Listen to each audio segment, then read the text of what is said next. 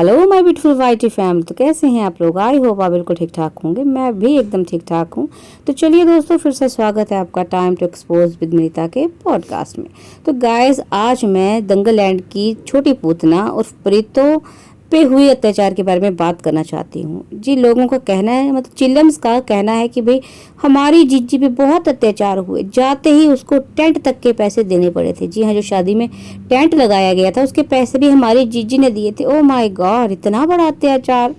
चलिए टीरू वालों, तो तुम्हारे मतलब तुम्हें मैं जो अत्याचार की तुम्हें मतलब शायद गिनने नहीं आई, और भी बहुत सारे अत्याचार हुए हैं तुम्हारी जीजी पे, वो भी मैं गिनवाती हूँ।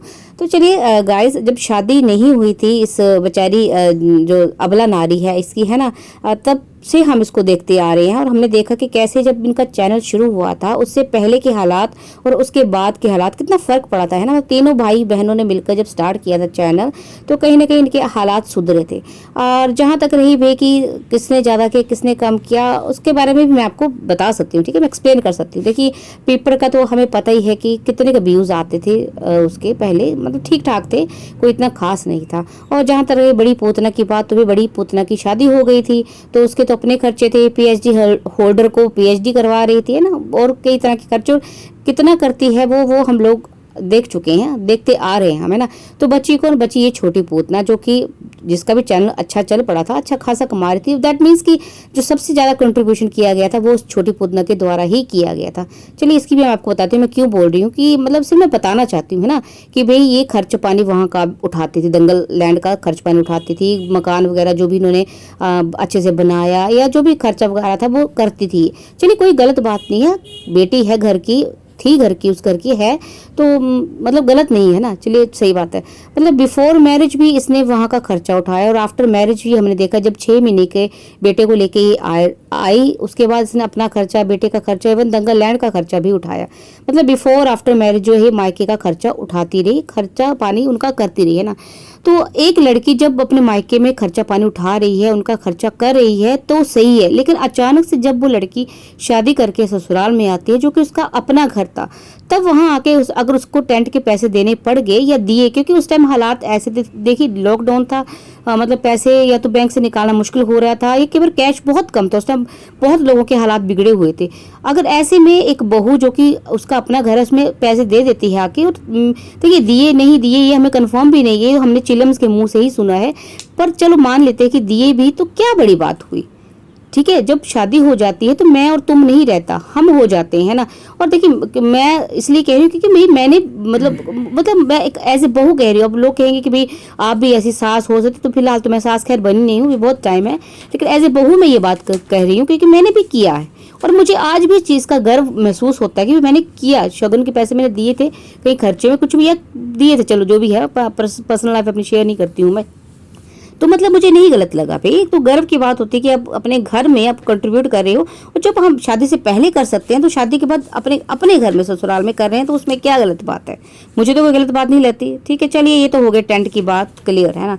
अब बात कर लेते हैं भाई कि जो ये छोटी पूतना है, इसके ऊपर बहुत अत्याचार हुआ, मतलब इससे जो सामान खरीदवाया गया और इसकी शक्ल को देख के पैसे कमाए गए, इसने बिजनेस दिया है ना उन लोगों को। तो भाई शक्ल दिखा तो ये भी अपने पति की रही थी, अपने सास की रही थी। देखिए, दीवारों की जो घर था वो दिखा रही थी ना, मतलब आपने देखा होगा कि जैसे पीपड़ के व्यूज एकदम शादी के बाद बड़े, वैसे भी इसके भी बड़े थे उस टाइम, है ना। दैट मीन्स जो लोग आ रहे थे वो उन दोनों को देखने आ रहे थे। बेशक वो प्रीतो के जो है हस्बैंड को देखने आ रहे थे, पर हस्बैंड को देखने आ रहे थे ना, मतलब उसको देखने आ रहे थे, उसको कहीं ना कहीं दिखा ही रही थी ये अपना घर बार, अपने सब कुछ। तो भी ठीक है, दोनों मिलकर अगर कमा रहे थे तो दोनों ने मिलकर अगर सामान खरीदा तो इसमें क्या गलत बात है?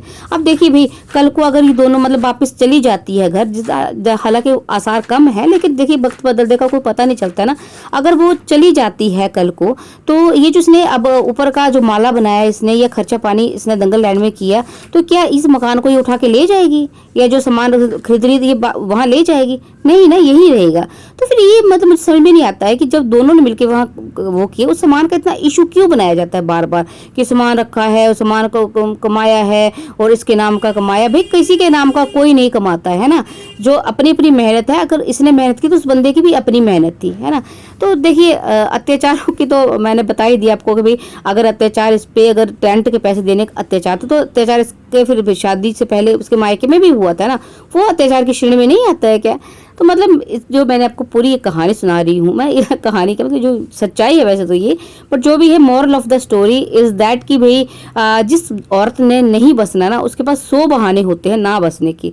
और जिस औरत ने अपना घर बसाना है ना, वो 100 कमियों में भी खूबियां ढूंढ लेती है अपना घर बसाने की। तो चीरू वालों ऐसे ही मतलब चिल्लम्स ऐसे मुंह मत फाड़ा करो, वाकई कोई बात लॉजिकली बात किया करो, है ना। और एक बात को बार बार ये टीरू वाले पता नहीं चिल्लम्स क्यों बार बार बोलते रहते हैं कि भाई लेके क्यों नहीं जाता, लेके क्यों नहीं जाता। तो इस बारे में मैं आपको बता चुकी हूँ कि कौन लेके नहीं जाना चाहता और कौन नहीं जाना चाहता, है ना। चलो उसके बारे में बात नहीं करूंगी, लेकिन एक और चीज के लिए जो है इस बंदे को बार बार मतलब टॉर्चर किया जा रहा है कि भाई तू अलग क्यों नहीं हो जाता, भाई अपनी माँ को अलग कर दे। तुम लोग अगर माँ को अलग करके अपना घर ऊपर बना के 2 कमरे ऊपर बना के रह सकते, सब कुछ ठीक हो जाता, तो अलग कर दो माँ को अपनी, है ना। तो इस बारे में तो टूरू वालों में तुम्हें इतना कहना चाहती हूँ कि तुम्हें जरा शर्म नहीं आती है चिल्लम, जरा भी तुम मतलब इसी दुनिया के हो, इंसान हो भी कि नहीं हो। देखिए अगर हस्बैंड वाइफ दोनों होते हैं ना, देखिए अगर मतलब सास ससुर होते हैं, कुछ के मदर फादर दोनों होते हैं, तो एक टाइम के लिए हम बोल भी देते ठीक है भाई एक दूसरे का सहारा है, तो ठीक है बहू बेटा अलग हो जाओ, कोई बड़ी बात नहीं। लेकिन जो एक और जिसका पति नहीं है, जिसका एकमात्र सहारा उसका एक बेटा है ना कहीं उसकी जो बची खुची जिंदगी है वो उस बेटे को देख के ही मतलब गुजार रही है वो। तो ये लोग चाहते हैं कि वो उस माँ को बेसहारा कर दे, बिल्कुल अकेला छोड़ दें और मतलब अपनी गृहस्थी अलग बना ले, और उसको भाई अब इस बुढ़ापे में अपना खाना पाने हालांकि बना ही रही है बेचारी, लेकिन बिल्कुल अलग कर दे, है ना। देखिए जहाँ लड़ाई होनी है ना, जरूरी नहीं होता कि आप ऊपर नीचे रहोगे तब नहीं होगी लड़ाई, मतलब साथ रहने से लड़ाई होगी। जिनको कहते हैं ना घर में वो बवंडर मचाना होता है, वो ऊपर नीचे के पड़ोस कहीं 2-3 घर छोड़ के भी रहेंगे ना, तब भी लड़ाइयाँ करेंगे। इससे कोई सोल्यूशन नहीं निकलेगा कि भाई मेन चीज़ क्या है। आपको मेन चीज़ आपको ये है कि आपको मतलब अपने तरीके से रहना है।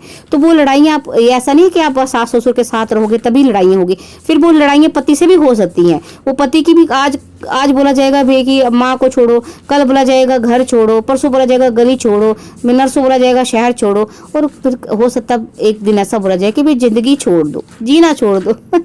जी हाँ, पता है कि बहुत सेंटी सा हो रहा है डायलॉग, लेकिन क्या करूँ, चिल्लम्स के भी आजकल ऐसे हालात हैं, इनको भी सेंटीमेंटल डायलॉग्स मारने हैं, तो मैंने कहा चलो थोड़ा मैं मार देती हूँ, चल जोक्स अपार्ट। लेकिन ऐसा नहीं होता है गाइस, मतलब कि ये कोई सोल्यूशन नहीं है कि आप ऊपर घर बना के, भाई तुम्हारी पत्नी चाहती है, तुम्हारी सेलिब्रिटी पत्नी चाहती है, इंडिपेंडेंट नारी चाहती है कि माँ को छोड़ दो तो छोड़ दो, है ना।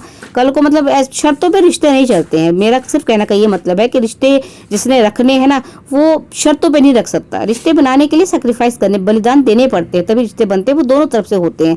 और शर्तों पे अगर कोई रिश्ता बनाया जाएगा तो फिर वो कितने दिन चलेगा ये आप खुद सोच सकते हैं। चलिए गाइस, आई होप कि आपको बातें समझ में आई होंगी गाइस। चलो मेरे गाइस मतलब मेरे फ्रेंड्स को तो समझ में आती है, भाई दिमाग वाले हैं सारे, लेकिन टीरू वालों को भी मुझे लगता थोड़ा बहुत तो समझ में आया होगा भाई कि कोई अत्याचार नहीं हुआ था, ये बहाने होते हैं। जिसने नहीं बसना उसके पास 100 बहाने होते हैं ना, और मतलब किसी को अलग करके जो है गृहस्थी बसा लो, ऐसा सोल्यूशन बेकार है, ये बेकार की बातें होती हैं। तो अपना दिमाग लड़ाओ, ऐसा नहीं कि जो मतलब तोतले सोतले जो भी आके बोलते हैं आप उनकी बातों में आ जाओ, और कहानियां मत सुनो, सच्चाई सुनो जो मैं आपको बताती हूँ। चलिए गाइस, आई होप आज के लिए इतना ही काफ़ी है अभी के लिए, है ना। मिलते हैं नेक्स्ट ऑडियो में, तब तक के लिए बाय बाय, टेक केयर।